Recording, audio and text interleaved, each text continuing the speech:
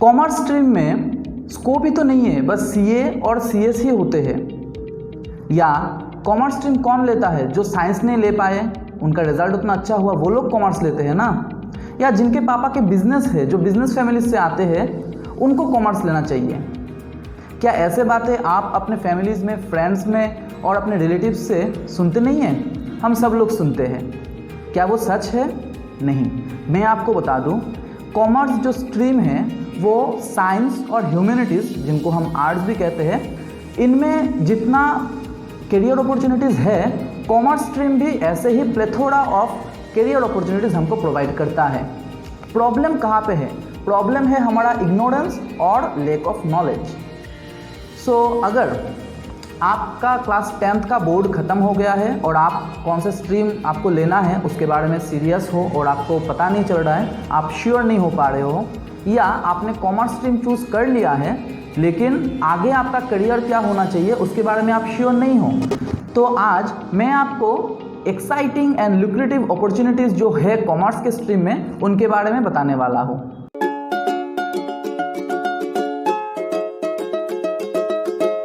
Hello everyone, my name is Rajdeep and I am a certified career coach, and in this video I will show you 10 amazing career opportunities that commerce stream holds, and video के and में मैं बताऊंगा इन 10 career opportunities में से मेरा सबसे favourite कौन सा है।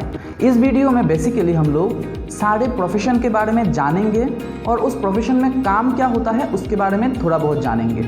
तो पहला जो करियर ऑप्शन है जो बहुत ही कॉमन है, हम सबको पता है, which is CA, that is chartered accountant. एक चार्टर्ड अकाउंटेंट बनने के बाद अगर आपको कंपनी में जॉब करना हो, सारे बड़े कंपनी अपने अंडर CA को हायर करके रखते हैं। जो CA होते हैं वो अपने कंपनी का अकाउंट्स और फाइनेंस डिपार्टमेंट का हेड होते हैं।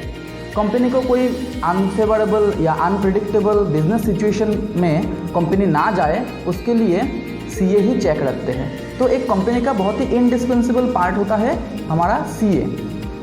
अगर ये बहुत ही इंपॉर्टेंट पोजीशन है तो उसमें सैलरी जो है वो भी बहुत अच्छा होता है। जो CA जो पहली बार बने हुए कोई भी स्टूडेंट, उसके बाद अगर फर्स्ट उसको जॉब मिलता है तो इंडिया में 6 to 7 लाख का पैकेज उनको मिल जाता है ईयरली। और जैसे जैसे आपका एक्सपीरियंस बढ़ता जाता है, जैसे जैसे आपका एक्सपर्टीज़ बढ़ते जाते हैं, तो आपका सैलरी बहुत ही हाई होता है। अगर आप कंपनीज़ में जॉब नहीं करना चाहते हो तो भी एक CA बन के आप अपना फ्रीलांस का बिजनेस चला सकते हैं। आपने देखा होगा आपके पापा या कोई भी फैमिली मेम्बर अपने साल के एंड में अपना जो भी इनकम स्टेटमेंट है सारा लेके CA के घर जाते हैं। CA उनका ऑडिट करके देता है, CA उनका अकाउंट्स मेंटेन करके देता है। तो वैसे भी आप एक फ्रीलांस में अपना काम चला सकते हैं CA बनने के बाद। हाँ, जैसे मैंने बताया, लुक्रेटिव है CA बनना, बहुत ही स्कोप है इसमें, लेकिन CA बनने के लिए बहुत ज़्यादा मेहनत और पेशेंस रखना भी ज़रूरी होता है। CA एज ए करियर हम लोग एक अलग सा वीडियो बनाएंगे उसके ऊपर, जिसमें CA आपको कैसे बनना है और आप कौन कौन सा रिक्रूटर है, क्या स्कोप है, आप में क्या क्वालिटीज़ होना चाहिए एक अच्छे CA बनने के लिए, सब कुछ डिटेल में एनालिसिस करेंगे। इनफैक्ट इस वीडियो के सारे प्रोफेशन जो मैं बात करने वाला हूँ अभी, सब के बारे में एक एक डिटेल्ड वीडियो रहेगा। ये कॉमर्स का जो प्लेलिस्ट है हमारा, उसका फर्स्ट वीडियो है, उसी प्लेलिस्ट में आपको सारे वीडियोस मिल जाएंगे। अभी बात कर लेते हैं दूसरा जो करियर ऑप्शन जो है CS, जो हम सबको पता है। CS का मतलब है कंपनी सेक्रेटरी। एक कंपनी सेक्रेटरी का काम क्या होता है? बेसिकली काम करता है जो टैक्स रिटर्न है कंपनी का, उसका देखभाल करता है। लेकिन बहुत इंपॉर्टेंट काम एक होता है जो कंपनी के बोर्ड ऑफ डायरेक्टर्स को एडवाइस करना। किस चीज़ में एडवाइस करना? ताकि कंपनी एक एथिकल और लीगल वे में काम कर सके। ओके, आपने देखा होगा पार्टनर फिल्म में गोविंदा जो है वो एक CS होते हैं और वो बोर्ड ऑफ डायरेक्टर को एडवाइस करते हैं कंपनी के डिफरेंट मामलों पे। तीसरा जो काम होता है एक CS का, वो है different stake holders of the company जो होते हैं, जैसे आप सोच लो गवर्नमेंट, बैंकर्स, शेयर होल्डर्स, इन सब के बीच में एक मीडिएटर का काम करना।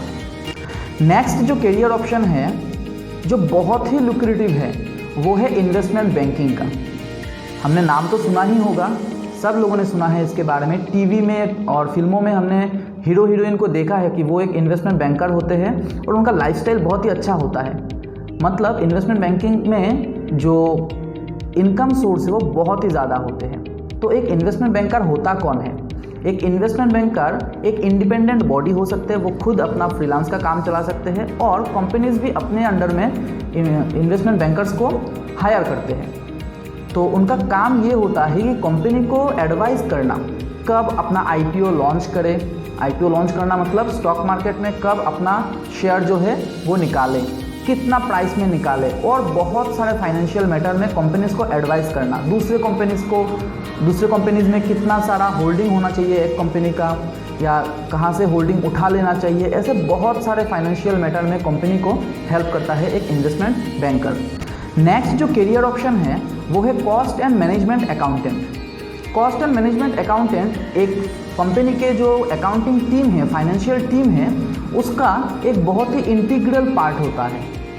कॉस्ट एंड मैनेजमेंट अकाउंटेंट को हम लोग सिंपली कॉस्ट अकाउंटेंट भी बोलते हैं। कॉस्ट अकाउंटेंट का काम होता है उस कंपनी का सारे जो फाइनेंशियल ऑपरेशन है उसको अच्छे से हैंडल करें, कंपनी का एक्सपेंसेस और रेवेन्यू को अच्छे से मैनेज करें, कहाँ पे एक्सपेंसेस ज़्यादा हो रहा है, कहाँ पे कॉस्ट ज़्यादा हो रहा है प्रोडक्शन में या डिस्ट्रीब्यूशन में, उसका कॉस्ट को घटाएं, कंपनी का लायबिलिटी एसेट उनको पूरा अच्छे से हैंडल करें, और इन सब को हैंडल करने के बाद जो डेटा है वो टॉप लेवल मैनेजमेंट को प्रोवाइड करें, जिससे स्ट्रेटेजी मेकिंग में हेल्प हो पाए। और भी बहुत सारा काम होता है कॉस्ट एंड मैनेजमेंट अकाउंटेंट का। हम लोग जब पूरा डिटेल में वीडियो बनाएंगे इस प्रोफेशन के ऊपर, उसमें जानेंगे। एक बात मैं यहाँ पे आप सबको बता देता हूँ कि ये सारा जो मैं बोल रहा हूँ, जैसे सीए के बारे में बताया, सीएस के बारे में, इन्वेस्टमेंट बैंकिंग के बारे में, याद रखना एक चीज़, ये सारा कोई ऑर्डर में नहीं है कि सीए में सबसे ज़्यादा पैसा मिलता है और सीए का अच्छा सबसे ज़्यादा स्कोप है और इन्वेस्टमेंट बैंकिंग का कम है, ऐसा कुछ नहीं है। दूसरा जो चीज़ है वो, अगर आपको लग रहा है कि सारे मैं जितना भी प्रोफेशन के बारे में बता रहा हूँ वो सारा तो प्राइवेट कंपनीज में जॉब करने के लिए या फ्रीलांसिंग या खुद अपना काम करने के लिए बोल रहा हूँ, लेकिन और गवर्नमेंट सेक्टर में करने के लिए कुछ नहीं बोल रहा हूँ, वैसा कुछ भी नहीं है। ये सारे प्रोफेशन जो है गवर्नमेंट कंपनीज में भी होता है। आपको क्या लगता है ओएनजीसी को, गेल में, जो ये बहुत बड़े बड़े जो कंपनीज होता है, गवर्नमेंट अंडरटेकिंग होते हैं, उनमें सीए का ज़रूरत नहीं होता है, उनमें कॉस्ट अकाउंटेंट का ज़रूरत नहीं होता है। तो ये सारा जो कॉमर्स का जो प्रोफेशन जितना भी है, हार्डकोर कॉमर्स प्रोफेशन जो है, उनका ऑप्शन खाली कंपनीज में, प्राइवेट कंपनीज में नहीं है, गवर्नमेंट अंडरटेकिंग में भी बहुत ज़्यादा होते हैं। नेक्स्ट जो करियर ऑप्शन मैं बताने वाला हूँ, इसका डिमांड मार्केट में बहुत ज़्यादा है, लेकिन हमारे स्टूडेंट्स में, हमारे यूथ में इस प्रोफेशन के बारे में बहुत ज़्यादा एक्सपोजर नहीं है। तो इसके लिए क्या होता है, सप्लाई बहुत ही कम हो जाते हैं और ये एक लुक्रेटिव करियर भी है। तो वो है एक्चुअरीज का जॉब। एक्चुअरी, उनको हम लोग एक्चुअरी साइंस भी कहते हैं। एक्चुअरीज कौन होते हैं? वो एक कंपनी का फाइनेंशियल डिपार्टमेंट का बहुत ही इनर मोस्ट और इंटीग्रल पार्ट होते हैं। एक्चुअरीज का काम क्या होते हैं? वो एक कंपनी का जो फाइनेंशियल रिस्क्स हैं, जो फ्यूचर में आने वाले हैं, या जो अनसर्टेनिटीज़ है जो कंपनी को इम्पेक्ट करने वाला है, उनके बारे में असेसमेंट करता है। बेसिकली वही काम होता है। मैं आपको एक एग्जांपल देता हूँ। हम सबको पता है टाटा ग्रुप जो है हमारे इंडिया के, वो जैगुआर और लैंड रोवर कंपनी को एक्वायर किया था। तो एक्वायर करने से पहले ये जो डिसीजन लिया गया, वो डिसीजन लिया किसने? रतन टाटा जी ने, हमको पता है। क्या वो अकेले ने लिया है? क्या वो बैठ के स्टेटिस्टिक्स बनाते थे? नहीं, वो काम किया है एक्चुअरीज ने। एक कंपनी का जो अगले डिसीजन है, जो अगला जो काम है, उसमें कितना इफेक्ट होने वाला है कंपनी को, प्रॉफिटेबिलिटी क्या होगा, उसका रिस्क एवर्स कितना होगा। अगर कंपनी ने जैगुआर जैसे बड़ा कंपनी को खरीद लिया है, तो क्या वो इससे, वो तो लॉस मेकिंग कंपनीज थे, क्या टाटा ग्रुप उससे प्रॉफिट बना सकते हैं? क्या उन कंपनीज को प्रॉफिट मेकिंग बना सकते हैं? वो जो एक्चुअल में उसका रिसर्च करना, उसको एसेस करना, वो एक एक्चुअरी का काम होता है। नेक्स्ट करियर ऑप्शन जो मैं बताने वाला हूँ, वो भी बहुत ही अच्छा एक ऑप्शन है कि कॉमर्स पढ़ने के बाद जो आप एडॉप्ट कर सकते हैं, वो है सर्टिफाइड फाइनेंशियल प्लानर का। एक सर्टिफाइड फाइनेंशियल प्लानर बनना उतना भी टफ नहीं होता है, जिसके बारे में हम लोग अगले वीडियो में पूरा डिस्कस करेंगे। एक सर्टिफाइड फाइनेंशियल प्लानर कोई बहुत ही बड़ा अच्छा कंपनी में काम कर सकते हैं या अपना इंडिपेंडेंट बिजनेस भी खोल सकता है। एक सर्टिफाइड फाइनेंशियल प्लानर का काम होता है लोगों को, या अगर वो कंपनी में है तो कंपनी को हेल्प करना अपने इन्वेस्टमेंट डिसीजंस में। अगर आप अपना इन्वेस्टमेंट करना चाहते हो, आपके पास कुछ सेविंग्स है, कुछ पैसा है, तो उसको अगर आप इन्वेस्ट करना चाहते हो तो आप एक फाइनेंशियल प्लानर के पास जाते हो। वो आपको हेल्प करता है कि आपका इन्वेस्टमेंट कहाँ कितना होना चाहिए, आपको लैंड में, रियल एस्टेट में कितना पैसा डालना है, आपको स्टॉक्स में कितना डालना है, आपको डिबेंचर्स में या बॉन्ड्स में कितना डालना है, गोल्ड में कितना डालना है, इन सब चीज़ों के बारे में हेल्प करता है। वो तो मैंने बताया इंडिविजुअल लेवल पे। अगर आप बिजनेस कर रहे हो as a certified financial planner, अगर आप कंपनी में काम कर रहे हो तो सेम काम आप कंपनी के लिए भी करते हो। जैसे मैं बता देता हूँ आपको, अगर आपको लगता है कि कोई भी बड़ा कंपनी बस अपना ही काम करता है, फॉर एग्जांपल हिंदुस्तान यूनिलीवर, हम सबको पता है ये एक बहुत ही जायंट कंपनी है, क्या वो बस अपना वो सामान बनाता है और बेचता है और कुछ नहीं करता है? ऐसा नहीं होता है। कंपनीज का बहुत ही सारा कंसोलिडेटेड फंड होता है, वो अपना जो प्रॉफिट है वो अपने बिजनेस में तो लगाते ही है और दूसरों के बिजनेस में भी कुछ शेयर को, कुछ स्टॉक्स को खरीद के रखते हैं। कंपनीज भी दूसरों के कंपनीज के बॉन्ड्स, गवर्नमेंट बॉन्ड्स खरीद के रखते हैं। तो उस बारे में कंपनी को कौन हेल्प करता है? एक फाइनेंशियल प्लानर जो है वो हेल्प करते हैं। नेक्स्ट जो करियर ऑप्शन के बारे में मैं बताऊंगा वो बहुत ही इंटरेस्टिंग के साथ साथ थोड़ा कंट्रोवर्शियल भी है, वो है स्टॉक ब्रोकर का। हमारे पेरेंट्स के जनरेशन में स्टॉक मार्केट में, बेसिकली इंडियन स्टॉक मार्केट में कुछ ऐसे क्राइम हुए हैं जिनको लेके हमारे जो पेरेंट्स के जनरेशन है वो बहुत ही स्केप्टिकल हो जाते हैं कि स्टॉक ब्रोकिंग बहुत ही ख़राब चीज़ है, गैम्बलिंग है and all this things. But मैं आपको बता देता हूँ, अभी इंडिया में स्टॉक ब्रोकिंग जो होता है उसके पीछे गवर्नमेंट का बहुत सारा रेगुलेशंस रहता है, बहुत सारा रेगुलेटिंग बॉडी रहता है, जैसे सेबी। तो अभी स्टॉक मार्केट उतना भी गैम्बलिंग नहीं है। हाँ, गैम्बलिंग किन के लिए होता है? जो बिना जाने, बिना पढ़ाई किए, बस पैसा कमाने के लिए कि शॉर्ट टाइम में बहुत ज़्यादा पैसा कमा लेंगे, टिप्स ले लिया और पैसा इन्वेस्ट कर दिया, उनके लिए तो गैम्बलिंग है। लेकिन अगर आप सीख के, पढ़ाई करके फिर स्टॉक ब्रोकिंग में जाते हो तो वो एक बहुत ही अच्छा जो करियर ऑप्शन होता है। स्टॉक ब्रोकिंग अगर आप इसके लिए सर्टिफिकेशन करना होता है, वो बाकी सारे चीज़ों के बारे में हम लोग बाद में जानेंगे दूसरे वीडियो में, जो डेडिकेटेड वीडियो होगा स्टॉक ब्रोकर के ऊपर। अभी बात कर लेते हैं एक स्टॉक ब्रोकर का काम क्या होता है। एक स्टॉक ब्रोकर बेसिकली हेल्प करता है अपने क्लाइंट्स को, जो भी इन्वेस्ट करना चाहते हैं स्टॉक मार्केट में, उनको हेल्प करता है कि कब कौन सा स्टॉक सेल करना है, कब कौन सा स्टॉक बाय करना है। बेसिकली काम यही होता है। लेकिन एक अच्छा स्टॉक ब्रोकर बहुत सारे स्टॉक ब्रोकिंग कंपनीज में काम करते हैं। इंडिया में बहुत सारा स्टॉक ब्रोकिंग कंपनी होते हैं, जैसे शेर खान और ICICI डायरेक्ट, जीरोधा, ऐसे बहुत सारा कंपनीज होते हैं। उनमें कंपनीज में भी डिफ्रेंशिएट होते हैं, वो हम लोग डेडिकेटेड वीडियो में जानेंगे जो स्टॉक ब्रोकिंग के ऊपर रहेगा। अभी बात कर लेते हैं जो रेम्यूनरेशन होता है एक स्टॉक ब्रोकर का, वो बहुत ही अच्छा होता है। 6 to 7 लाख का तो उनको सैलरी मिलता है। अगर वो इंडिपेंडेंटली काम करे तो भी उनका जो इनकम है बहुत ज़्यादा हो जाता है। तो अगर आप एक स्टॉक ब्रोकर बनना चाहते हैं, मैं आपको सजेस्ट करूँगा कि जितना हो सके ओल्डर जनरेशन के बातों को थोड़ा कम उसमें वैल्यू दे। मैं जनरली नहीं बोलता हूँ लोगों को ये करने के लिए, लेकिन अगर आपको लगता है कि आप फैसिनेट हो हमारा जो सेंसेक्स है, जो निफ्टी है, उनको लेके, स्टॉक मार्केट को लेके, और आपको लगता है कि आप नंबर्स में भी बहुत अच्छे हो, तो आप इस प्रोफेशन में जा सकते हो, उसमें कोई गलत बात नहीं।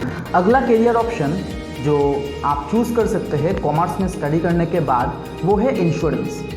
हाँ, इंश्योरेंस भी एक बहुत ही अच्छा करियर ऑप्शन है।